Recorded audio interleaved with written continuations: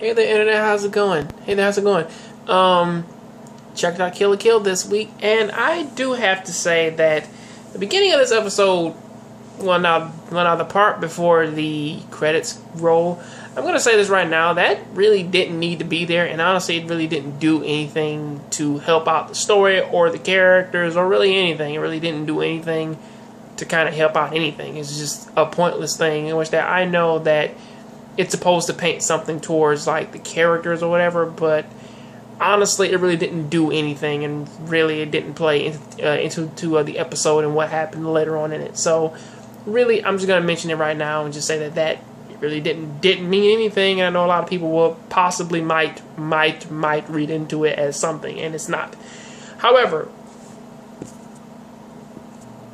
after the credits roll, there's a whole thing. Well, now, we do kind of pick up from where we left off, with Satsuki actually putting on and actually using Senketsu.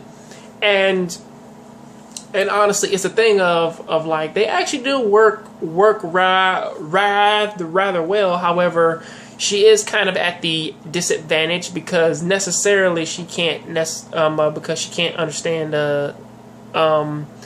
any of Senketsu's words, so now she kind of has to verbally speak out the more things and everything, in which that one she does. It does activate, however, it does kind of leave her at a slight delay, giving Ryuko a bit of an advantage to catch up and defend against her. However, she does seem to have enough fighting ability in order to fight Ryuko off, and also tend to use herself as bait, just so that the Elite Four can go ahead and do their business and try and get her out of Jinketsu. And honestly, the plan does work all the way up until Nui comes out of nowhere and cuts the machine in half, and then it turns into a super overpowered battle with one honestly superpowered character or overpowered character, which is Nui, and Ryuko, who is another overpowered character, or honestly at the very least now she's overpowered, because she honestly is the only one now. Before, you could honestly see why she was, because it was a whole thing of her going up against Nui and Ragyo, and honestly a lot of and honestly, it seems as though what's-her-name's power, or Satsuki's power, really did never stem from the life fiber. She was just naturally gifted to kind of fight them off. And honestly, it's a thing now in which that Ryuko honestly feels a bit overpowered, because even with Junketsu there, she may just swing her sword normally now and it just cut buildings in half, which is yeah, that's a bit OP. However, with her with her going against them now, it doesn't necessarily seem fair. So they kind of go and use their average their secret weapon of saying, we are your friends, and Nui and Ragyo are your enemies, and we accept you no matter what. And that is honestly the thing which does kind of play into a part of them having to force her out of Junketsu and get her back to her senses. Which honestly, if I do really think about it, when it was the scene of Mako and Sunketsu in her mind trying to get her back, and she just cut them in half, I honestly kind of thought there that they had failed to kind of convince her to go back to her original self. Because honestly, there was if you feel that way, then just cut me down. I just had a family. I mean, I had an American Dad flashback of when Haley was the super agent, and she just shot Stan in the head. It was that's kind of what that was. It was if you're gonna stop me, then hey man, go and cut me down.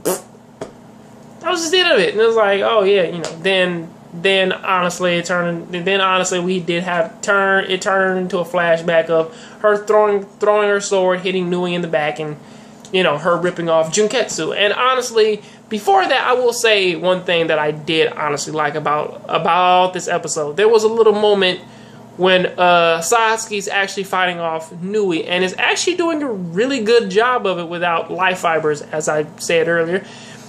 She does kind of point out the fact that she still has the second scissor blade, which which honestly, if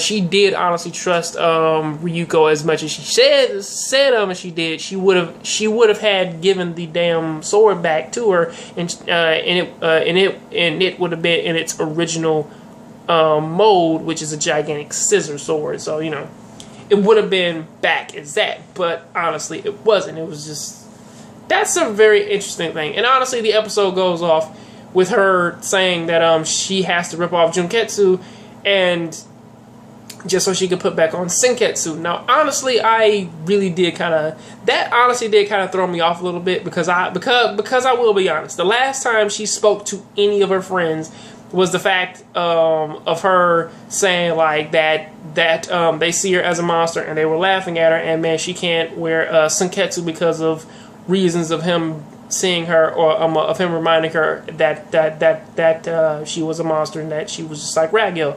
However, now, instantly, like right after that, I can understand, man, the whole friendship thing. However, that was a very drastic change, man, from her going from being mind controlled to Junketsu to going back to wearing Senketsu again. Even though, you know, she never kind of, man, really just like said, or honestly, I'm just asking for a moment in which that man, she's like, she's sorry for that, and that she needs to apologize to Senketsu for actually kind of, you know, being fucking terrible to him. So there's always that. But honestly, there's always the next episode for that, and that's just kind of, man, my own little nitpick. But that's kind of what I gotta say about that. What do you guys think about it? Please tell me down there in the comment section. I'll see you guys on the next John Grave Show. I'm out.